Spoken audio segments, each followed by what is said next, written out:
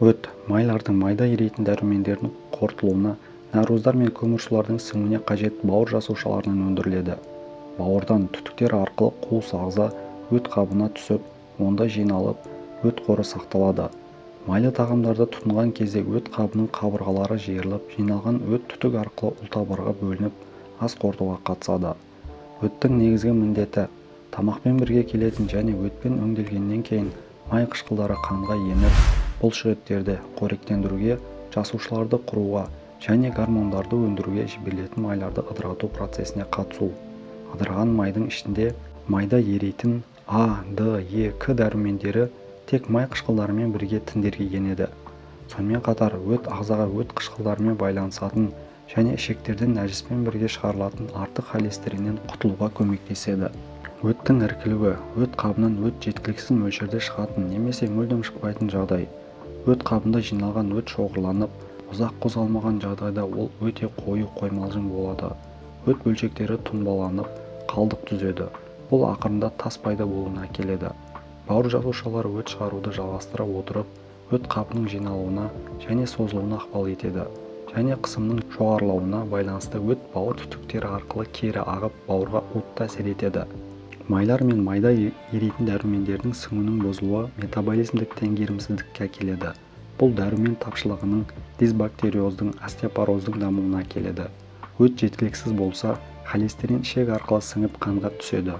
Қандағы холестерин деңгейінің жоғарылауы холестерин түйнектерінің пайда болуына, қантамыр атеросклерозының және жүрек ауруларының дамуына алып келеді.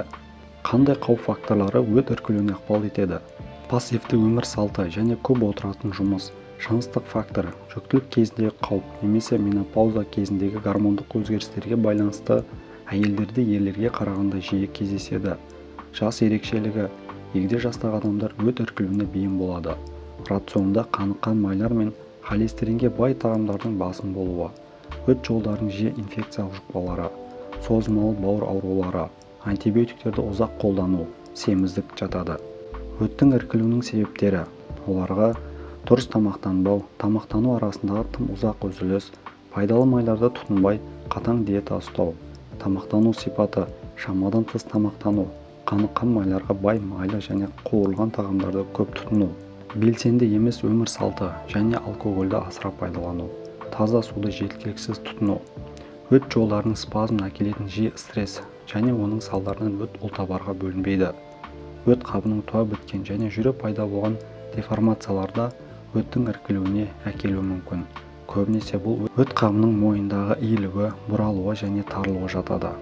Өт іркілуінің белгілері: оң жақ қабырға астындағы ауырсыну, тартылу, ауырсыну немесе өткір күшті пароксизмальды ауырсыну болып табылады. Кекіру, қыжыл, ауызға ащы дәм келуі, ауыздан жағымсыз иіс шығуы, диспепсия, жүрек айнуы, құсу, іш кебу жатады. Ішек қызметінің бұзылуы, көбінесе іш қату, салмақ жоғалту, сынғыш сүйек, құрғақ тері мен шаш, сынғыш тырнақ, майда еритін дәрумендердің жетіспеушілігінің белгілері болып табылады. Созылмалы шаршау, ашушаңдық.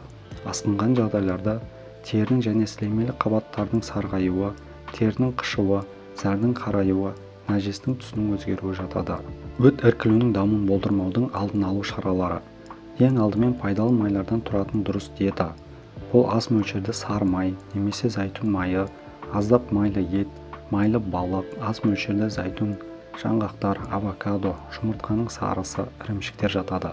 Асқазан ішек аурулары болмаса, ащы өнімдер, аскөк, рукола, көкпияз, бақбақ және ащы дәмі бар тағамдарды, балдыркөк, қырыққабат, шалғам, сарымсақ, пияз тұтыну керек. Екіншіден, өте маңызды мәселе: күндіз кем дегенде 1,5-2 литр су ішу, ал таңертең жылы су ішу. Құрысуларды спазмда және өттің шығуына ықпал ететін пайдалы әдет. Үшіншіден, физикалық белсенділікпен айналысу. Өт шығаруға және өт қабын босатуға көмектесетін қарапайым жаттығулар жасау. Осы шараларды сақтау өт іркілуін болдырмауға ғана емес, сонымен қатар артық салмақ пен семіздіктің даму қаупін азайтуға көмектеседі.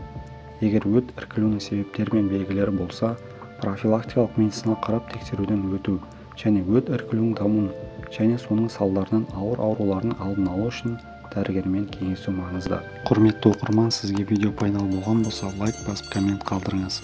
Арнаға тіркелмеген болсаңыз тіркелуіңізді сұраймын. дендеріңіз сау болсын.